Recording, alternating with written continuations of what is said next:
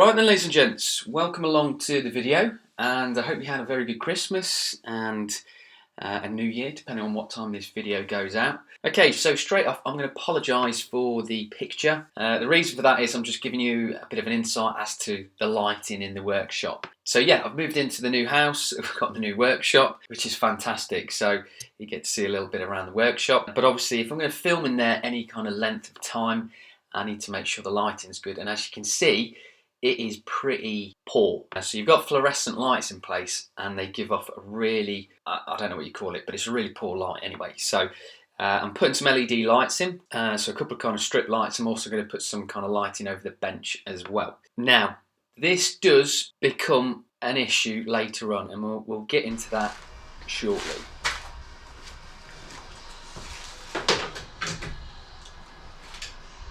Whoa! Much better.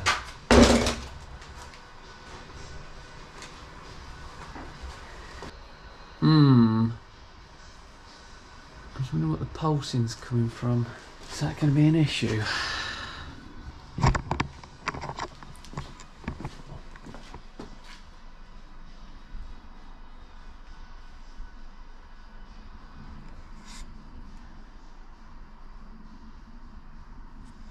Right then, ladies and gents, so I've had a little bit of a play around with the settings on the camera. I've got it a little bit better, but there's still like banding or flickering, I don't know what they call it.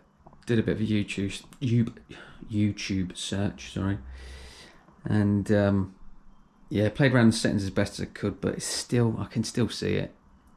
So I'm gonna have to come up with a better solution for these lights if I'm going to film in here any long period of time. Right then, so what I'm going to do next is basically get the bench sorted. So what I'm going to do is the original bench that come from the old house. So I brought that along with me, so you can see how much, or how kind of small it is comparative to what room I've got now, which is fantastic. But yeah, you can see tiny little bench. That was all the space that I had to work around with, which was not really an issue. Yeah, it was a nice little shed. I love that shed.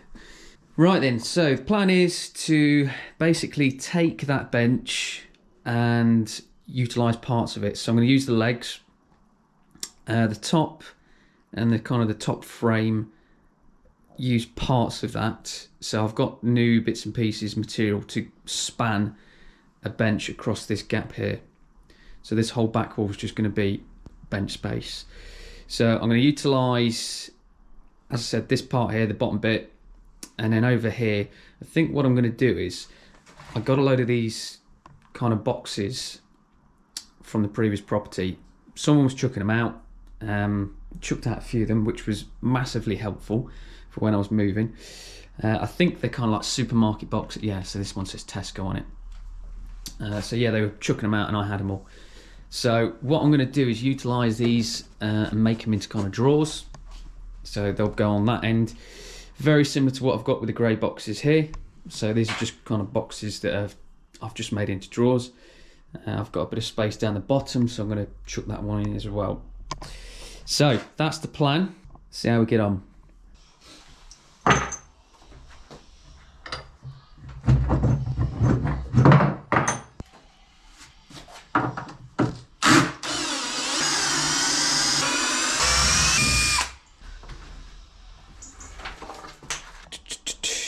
I'm not going to be using these because I've got longer ones. So the lengths, no. The widths, I think that's the right word to use. I'm going to use them. So I need to get this frame off first. Hopefully I can do that without removing all the crap underneath.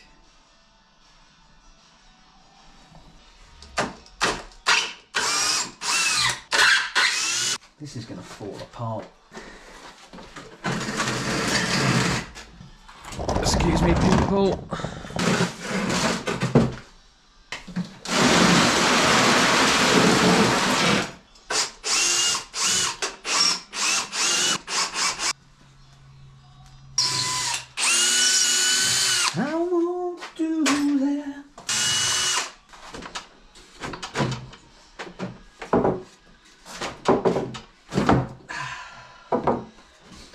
I'm after. Right then, so frame's there, old frame. So what I've got is 2 pieces cut to length, either side. And then what I'm going to do is just take these middle battens out. So I'm going to reuse them. These side bits be discarded. I'm going to use them for legs or something. But yeah, I'm basically going to replicate that frame, but on these two bigger bits. Right. Glue.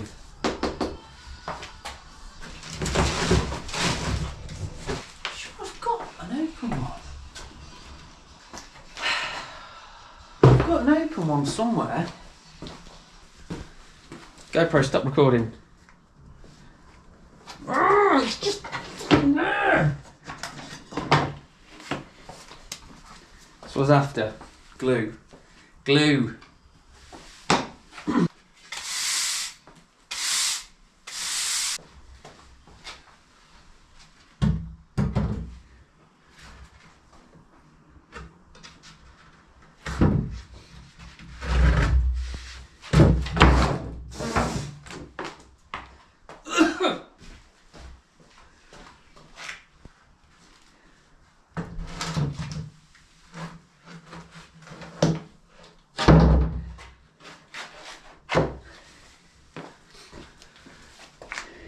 Yeah, looks better.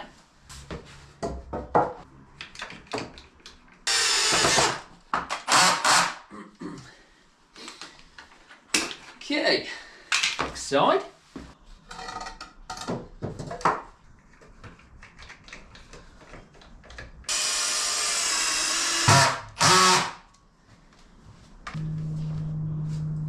This wood is shite.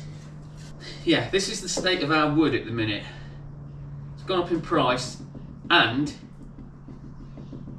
it's absolute crap. Don't know why.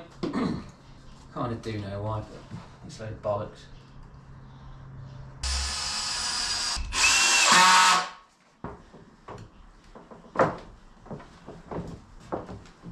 Right then, ladies and gents. So miraculously, the workbench has ended up on the wall somehow. Yeah, so I've had to jump ahead a little bit. You've not missed out a great deal, to be honest with you, but I need to kind of get the workbench in place so I could work on other bits and pieces. So I am working on the house as well. Yes, it's in a livable condition, but there's bits and pieces I'm doing in there as well. But anyhow, so the workbench, or the frame, should we say, so this section here that we kind of put together. So this has all been secured in place with fixings on kind of the 3 walls. So fixings down on this wall here, across the back wall, so plenty across there, and then on the far side as well. So that's basically securing that frame and top in place. Now the midsection was quite flexible, which I wasn't too worried about, to be honest with you, because I was having these kind of down pieces here, so they'd have come along later on, which I've done anyway. Right, so I've got a new top. So I decided to go for a new top just because I could almost get a single piece in. Unfortunately, I couldn't. I couldn't get enough material for that. So I've got this kind of messy bit on the end, which is from the previous worktop. I don't think we're going to see it much because yeah, it's down at that end, and I reckon there's just going to be a load of storage and bits and pieces chucked on it as it is already. Moving on. So I've got my vise fixed in place. What would a workbench be without a vise? So super handy, and I've got a bit more room now as well, so I'm not as kind of squashed as I was before in the shed. Okay, moving on to the drawers. Slightly change of plan for the location of the drawers. So I was always going to keep the grey boxes on this side. I did mention the blue boxes were going to go over this side here. So I've decided against that because it just seemed right to keep all drawers in one place instead of kind of turning and throwing between 2 spots. So yeah, I've kept the drawers there. So the grey boxes, they're on kind of like wooden runners, and then they're also the boxes themselves, I've had to kind of cut out a bit of a scallop or just remove some of the material on the boxes just so they actually kind of work. Now the blue ones, slightly easier, basically because they've got a nice kind of ridge that runs the length of the box, and so I didn't have to do anything with that at all. But I've put those boxes on alley box section just because I had it lying around, and it just kind of has a smoother action for it. So I should imagine that these boxes are going to get quite full up at some point as well. Now the backboard was something I've added in. I was going to do it, but I've kind of jumped ahead again. So I did want to span kind of this board the full length, but for the time being I'm just going to use this smaller section here because I don't really know what I'm going to do with all my equipment yet. So this is basically an almost replication of what I had in the shed, but it's just slightly larger because this is the old worktop from the previous bench. So I've just used that. So I'm kind of getting everything in place how I want it. There's still space there, so I've still got stuff to put in place. So yeah, it'll come along as I kind of work and get stuff in place or what have you. But that's pretty much it, guys, for the workbench. So it's good to have it all in place, have something to work on with a bit more space as well, and it's obviously a lot more organized as well.